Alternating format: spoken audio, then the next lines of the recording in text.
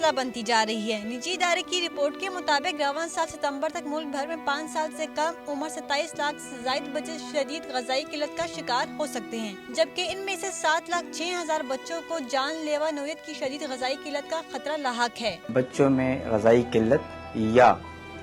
بیماری یا ان کے ساتھ بار بار بیمار ہونا دونوں ایک دوسرے کے ساتھ جڑی چیزیں ہیں۔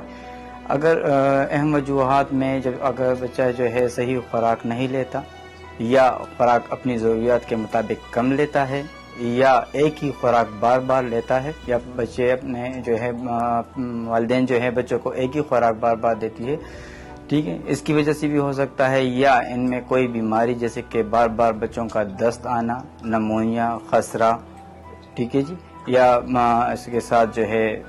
جو چھوٹے بچے ہوتے ہیں 6 ماہ سے کم ہوتے ہیں ان کو ماں کا دودھ نہ ملنا یا ماں کے دودھ کے ساتھ جو ہے مختلف فارمولا ملک ایڈ کرنا جس میں ان کی پراپر ہائیجین نہیں ہوتی، ڈائلوشن نہیں ہوتی، تو یہ ساری چیزیں جو ہیں ان کے ساتھ منسلک ہیں۔ نجی ادارے کی رپورٹ کے مطابق یہ صورتحال خیبر پختونخوا، سندھ اور بلوچستان کے 45 دیہی اضلاع میں زیادہ تشویشناک ہے، جہاں سیلاب کے اثرات، غربت، خوراک کی کمی اور بیماریوں نے بچوں کی صحت کو بری طرح متاثر کیا ہے۔ ماہرین کے مطابق بچوں میں غذائی قلت صرف خوراک کی کمی یا مہنگائی کی وجہ سے نہیں بڑھ رہی، بلکہ بار بار بیماریوں کا شکار ہونا، ابتدائی عمر میں مناسب غذائیت نہ ملنا اور غذائی سہولیات تک رسائی کا فقدان بھی اس بحران کو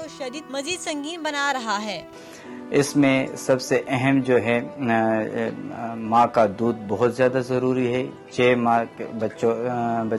ماہ کی عمر تک بچے کو صرف اور صرف ماں کا دودھ دینا چاہیے، اس میں کوئی پانی، گٹی وغیرہ یا شہد کا استعمال نہیں کرنا چاہیے۔ پھر 6 مہینے کے ساتھ جب ہے ماں کے دودھ کے ساتھ ساتھ اس میں نرم غذا بھی شروع کرنی چاہیے، جس میں مختلف غذائیں ہوتی ہیں، جس میں کاربوہائیڈریٹ، پروٹین اور لپڈس وغیرہ۔ نرم غذا میں ہم گھر کی خوراک میں کھچڑی، سابودانہ، سوجی کھیر، اس طرح مونگ دال، مسور کی دال یا جو ہے میش، بنانا، دہی، یہ چیزیں دے سکتے ہیں۔